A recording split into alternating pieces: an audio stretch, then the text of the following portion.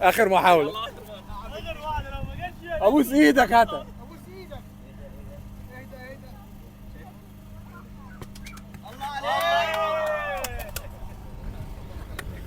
نحب نتعرف بيك الاول. اسمي يامن. منين يا يامن؟ من سوريا. سوريا. هلا بسوريا واهلها. بقالك كم سنة هنا في الامارات؟ انا مولود في الامارات. ما شاء الله، ده انت يامن الاماراتي. في بلدك يعني. طيب بحكم ان احنا عايشين في الامارات ايه احسن حاجة او ايه الحاجة اللي انت شايفها في الامارات نفسك تشوفها في كل بلدان العالم؟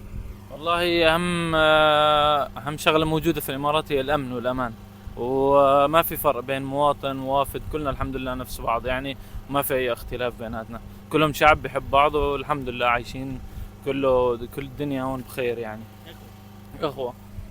طب نسأل شوية في الكورة بقى. تمام. في الامارات هنا تشجع مين؟ العين ولا الوحدة؟ الوحده طبعا. وحداوي. وحداوي وحداوي طبعا. طيب في دبي شباب الاهلي ولا الوصل؟ شباب الاهلي. شباب الاهلي.